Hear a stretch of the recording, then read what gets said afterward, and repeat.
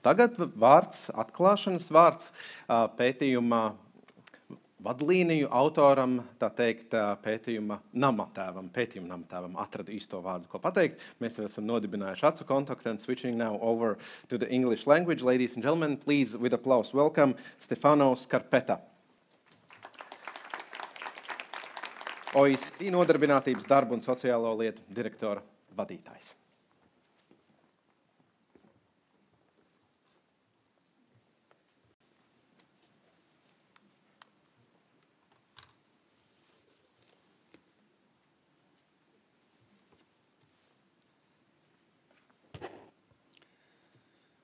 Thank you very much, Honorable Minister, Predsednica, State Secretary, Deputy State Secretary, dear participants.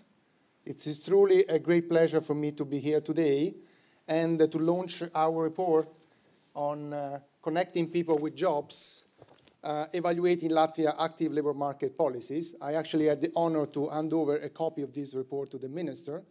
And let me start by thanking the Minister of Labour and all the authorities of Latvia for what I thought was an excellent cooperation throughout the process for the production of this report. As you will see also through my presentation, and the presentation will take place afterwards, the depth of the analysis we have done in this report was to a very large extent the result of this very close and effective collaboration. Maybe for the first time in this kind of country reviews, we were able to use the administrative data, the micro data, that really gave us a very strong component on the quality of the analysis, because we could look at individual cases. We can follow people over time, and therefore, more than using other type of data, we could actually see the impact on specific programs. So if you like, the quality of this report is to a large extent because of this very effective collaboration we had with the Latvian authorities. Now, if it's possible to put on the screen the presentation, oh, it's in here, fantastic. Here it is. The first point I want to mention is that the Latvian economy, as well as all the OECD countries, are undergoing very deep and rapid economic and social changes. All our economies are affected by the digital transformation, which is reshaping our economies. It's changed not only the number of jobs we have, but really the quality and the type of jobs, where we work, when we work, how much we work, and how we work. At the same time, Latvia and all the OECD countries are more and more integrated throughout the global supply chain, which again affects, to some extent, our labor market in a significant way.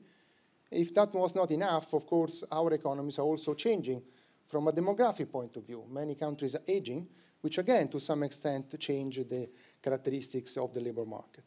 It is for this reason that the OECD last year launched the new job strategy of the OECD. This is actually the third iteration in the development of our job strategy. Some of you may remember the original one was dated 94. The reassessed job strategy was 26. And in 2018, again, we issued a new job strategy. What is new in this job strategy is actually the fact that definitely we need economic growth.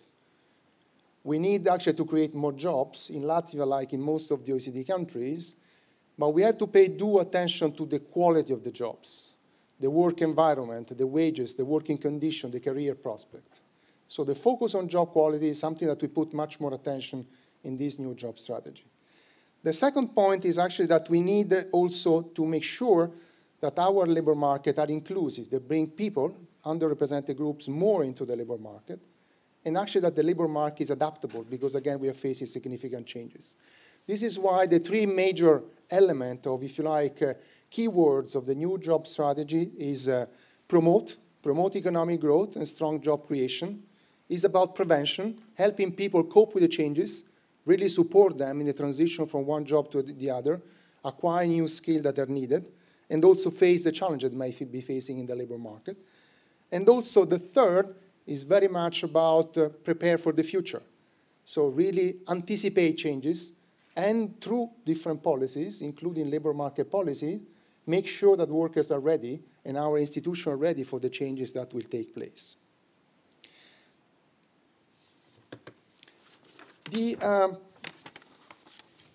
all of that, of course, and that's why this report is particularly important, labor market policy play an important role. They help for the three main dimensions of the job strategy. They can contribute to actually a stronger economic growth by providing a better match. They certainly provide a major tool to help workers cope with the changes, and they can actually help to anticipate the changes. Now, this particular report on connecting people with jobs feed into a much broader discussion that is taking place, the Minister was referring to, the Inclusive Employment Strategy 2015-2020, and in particular focus on and analyze, as I said before, a specific set of programs that are part of the active labor market policies. As I said, more than in previous cases, actually we are able to do an in-depth evaluation of the effectiveness of these programs. We can tell with much more, I think, in a much more in-depth way, the extent to which this program managed to contribute to raise employment or the prospect for those who have been participating in the different programs. In that, again, let me just thank again all of those who have contributed in collaboration with us, the State Employment Agency, the Ministry, of course, the State Social Security Agency, the Office of Citizenship and Migration Affairs, the ZZ, DATS, as well as the Latvian municipalities. All of these different agencies have actually contributed to providing not only their own knowledge and to share their own comments and views, but also the data, which again is a key element of this report. What are some of the labor market trends? Of course, you know them very well, but I think it is important to start from some of the basic facts. Latvia was the country in the OECD that has experienced the strongest increase in unemployment after the global financial and economic crisis. A 15 percentage point increase in unemployment is above what we've seen in a number of other countries. But Latvia is actually a country in which there's been a significant reduction in unemployment from that peak of 20%. As you can see here in this chart, there has been, compared to a number of other countries in the region and the OECD average, a significant reduction in unemployment. Yet at 8%, the unemployment rate in Latvia is above the European average. But I think there are a number of remaining challenges. So it's very good to see this declining trend in unemployment. But I think the focus of labor market policy in the context in which unemployment has declined now has to focus on some of the remaining issues. Let me mention three of them, which are very interlinked to one another. One is the significant share of the long-term unemployed. About 3.3% of the people in the labor force are actually long-term unemployed, so have been unemployed for more than 12 months. This represents about 40% of the total unemployed population. This is not new. We know that in many European countries, the problem is only the level of unemployment, but the fact that many people have been unemployed for a long period of time. Actually, after the global financial crisis, we at OECD started using an indicator which we never used before. That was the very long-term unemployed people. So those who have been unemployed not for 1 year or more, but for 2 years or more, precisely because many of people that have lost a job during the crisis could not find a job in the recovery period, and they've been unemployed for a long period of time. So this is not new to Latvia, but I think is an important element. The second is that some workers may have lost hope to actually find a job. They are not even considered to be unemployed. They are discouraged workers in the sense that they are looking for a job, they are willing for work, but actually they don't search actively for a job, which is the three elements that characterize the ILO definition of unemployment. So it is very important, actually, and that's very difficult, to somewhat reconnect with them, to give them hope that actually there are job opportunities for them. They might not be in contact with the public employment services. It might be difficult to reach them out. They might actually combine different disadvantages. It's not just the fact that they don't have a job. They might have a significant problem also for themselves in their household. And the third element, which could sound like a paradox, but is true in many of the European, actually many of the OECD countries, is that despite the fact that you still have a significant unemployment rate, again around 8%, many employers claim cannot find suitable workers in the market. How can that be? Well, because we know very well that the jobs that are in high demand by employers might require certain type of skills that those who are looking for a job might not possess. So there is a lot that needs to be done also to somewhat understand better what are the skills, what are the profiles that the employers are looking for, and try to see how via training and retraining programs, there can be a better match between the job seeker on the one hand and the unemployed on the other.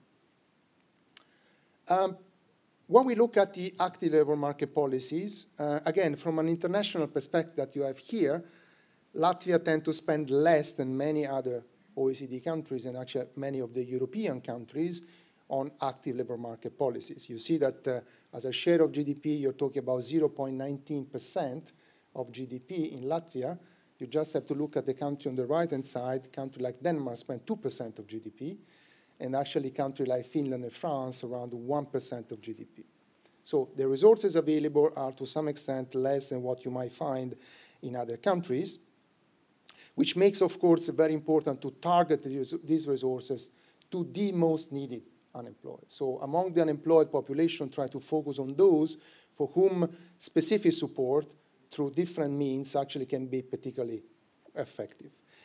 The other problem is that also participation in active labor market programs tend to be low given the population of the unemployed. About 11% of the registered unemployed people participate in active labor market policy measure in 2016, which unfortunately is one of the lowest sort of take-up or participation rate that we observe in the European OECD countries. And this issue is also compounded because only about half of the job seekers, those who are unemployed, actually are registered to the state employment agency. So again, reaching out to those who are unemployed, looking for a job, but might not be registered to the state employment agency is an important point. Nevertheless, the state employment agency has introduced a number of new measures in recent years with the Inclusive Employment Strategy 2015-2020, with a particular focus on a disadvantaged group, which is indeed, I think, where the focus should indeed be. Programs promoting job seekers' mobility across Latvia regions, a program for the motivation and rehabilitation of the unemployed and especially the long-term unemployed, a program aiming at building skills among the older workers, and a number of programs targeting young people, also under the auspices of the EU Youth Guarantee. That has been a major effort at the European-wide level to actually provide concrete policy solutions to the many young people who have been unemployed sometime for a long period of time. In terms of the direct employment measure, there has also been a shift away from public work schemes towards subsidized employment and rehabilitation. Many of these programs are actually the one we have been evaluating in this report. Again, once more, thanks also to the quality of the data that we had access to. Now, let me turn to some of these programs, starting with the training program, and with a chart I really like a lot because, frankly speaking, paints a very positive, if you like, outcome of the training programs. Despite the changes in the landscape of labor market policy in Latvia in recent years, training programs continue to be a core element of the overall strategy of active labor market policy in Latvia. And between 2012 and 2017, there has been about 7,000 so-called formal training delivered each year. And this formal training take about 3 months to complete on average and seek to build specific new skills, social care, project management, welding, with participants working towards a professional qualification. There have also been around 16,000 non-formal trainings delivered each year, which lasts for about half the duration, so a month and a half, 2 months, and typically build on more general skills such as information, communication technology, and languages.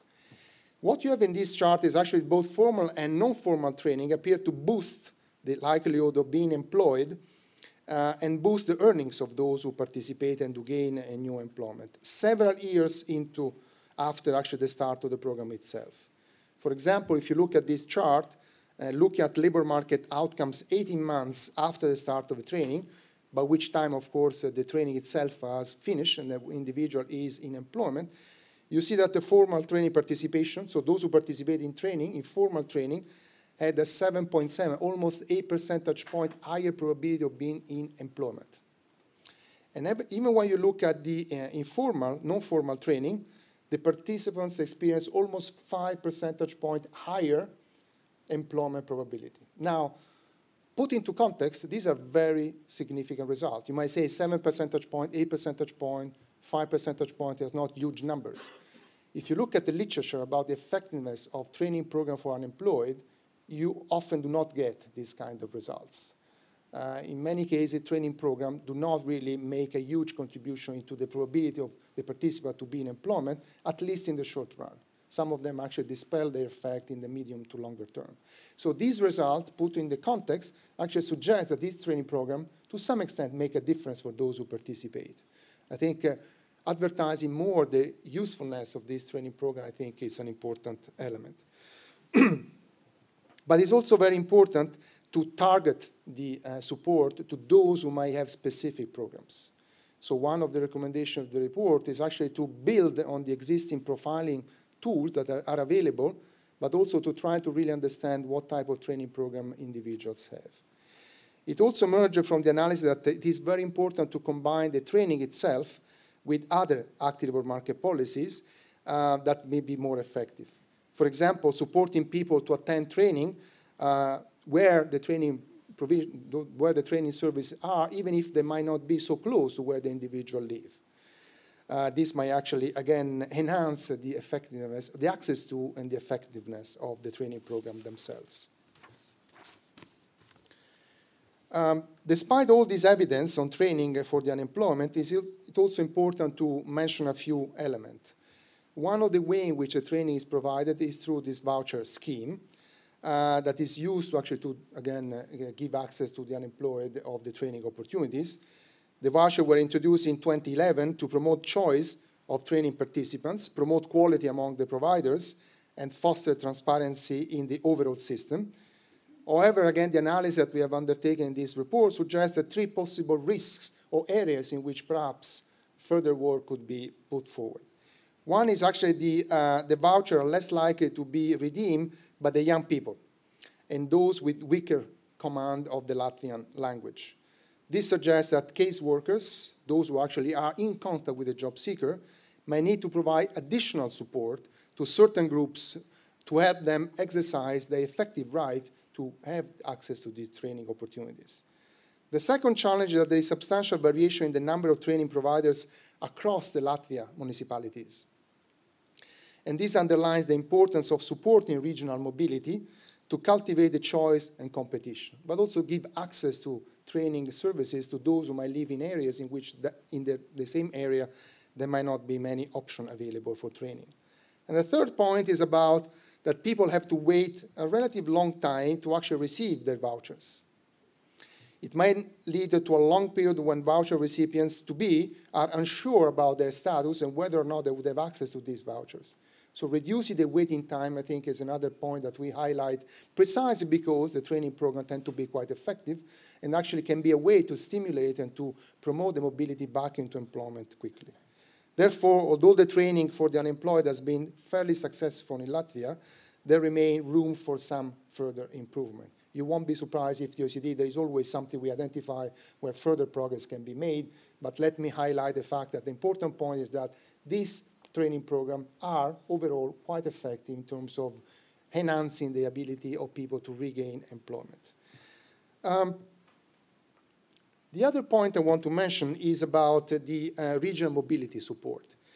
If you look at different indicators in the labor market, whether you're looking at unemployment or the long-term unemployment or the youth unemployment rate, as is shown in this chart, there are very significant variation across the different regions of Latvia.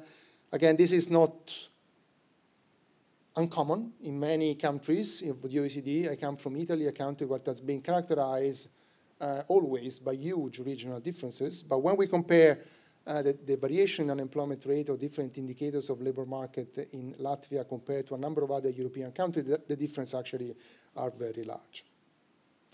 Since 2013, the State Employment Agency deployed a new activation measure to try to harness the potential, and job seekers can receive financial support for transport and housing to help them take jobs offer even if they're more than 20 kilometers away from their place of residence.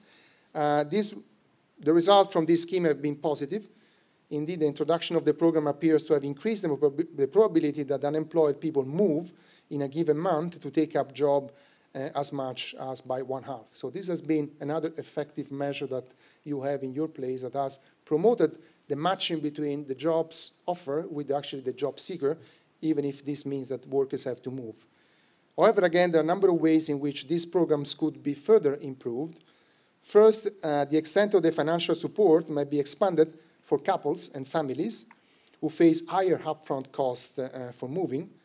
This could involve helping to organize loans from a third party, for example. Secondly, stricter mobility requirements could be applied to young people who do not have families. Currently, any job offer that is more than 1 hour commute from the place of residence can be rejected without consequence. While young people can possibly move more, and therefore the adaptation, if you like, of the conditions can be varied depending on the characteristic of the job seeker themselves. Thirdly, eligibility for the program could be fast-tracked and better linked to the profiles of the unemployed people established by the state employment agencies when the person registers.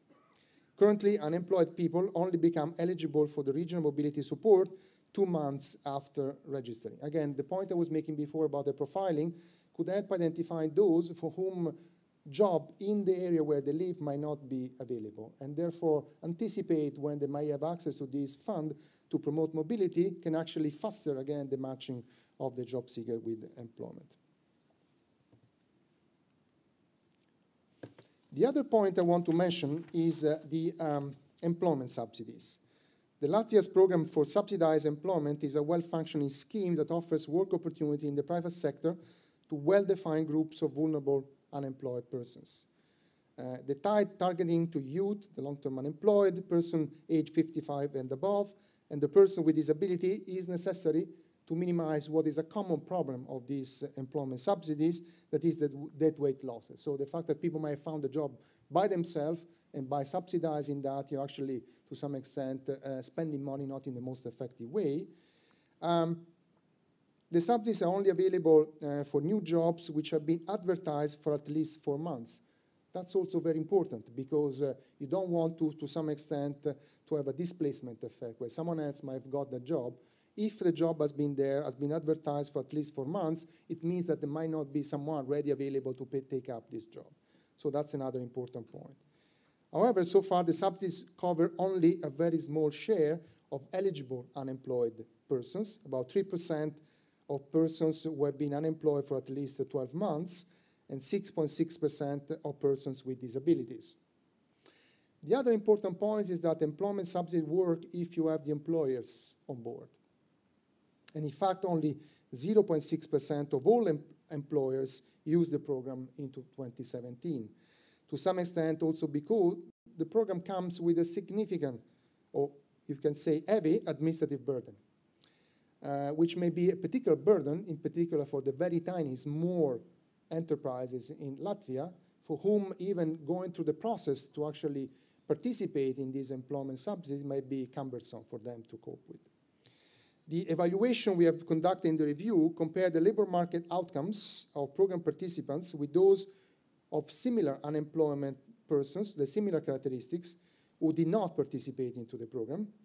And the data actually allow to control for a number of factors that might actually affect the ability of individual to regain employment. That's, again, the value added of using this micro-administrative data.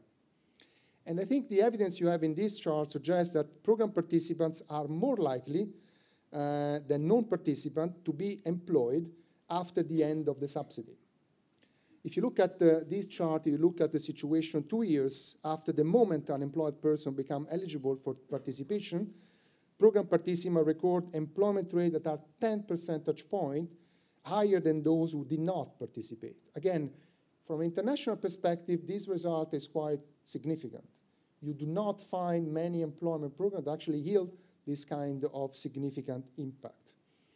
The estimated effect is actually even larger, 15 percentage point, when only non-subsidized jobs are considered, up to 4 years after an unemployed person became eligible for participation. So even after a significant period of time, the employment subsidy led to a higher employment rate for those who participate compared to those who did not participate. And again, those who participated and those who did not participate, we analyzed that, taking into account the different characteristics they have. So the program has positive effect on employment for youth and older unemployed person, age 55 and above. However, and this is perhaps not surprising, its effectiveness is limited for persons with disabilities, and any effect on employment does not extend beyond the subsidy period. And that's, again, is because they might indeed, people with disability might get a job through the subsidy, but as soon as the subsidy is actually removed, then the employment rate goes back to those who did not participate. This, again, points to the fact that people with disability have to be assessed for their remaining work capacity, and I think they need maybe more sort of long-term support. Let me conclude by a few points I would like to leave with you about the next steps. This review has relied on a very significant effort from the Latvian authority. I said that several times. The importance of providing to researchers in Latvia, even the international organization like the OECD, to this administrative data, I think it's essential, I would say, in a country like Latvia and many other European countries in which you really have to understand what works and what doesn't work for whom, to be able to adapt the program at the margin and to make them more effective, especially in a context like Latvia, in which the overall resources available for labor market policy are to some extent limited. You can't really afford to use money in a not very effective way. The review is certainly not the last word, and the minister was already highlighting a number of measures that her ministry is putting forward. And we hope that actually this is only a building block in the policy, this reflection, a policy analysis that takes place within the country, in the policy debate about how to make further progress in the labor market in Latvia. I think investing and building on skills and the ability to use, to process this information, in our view, is very important.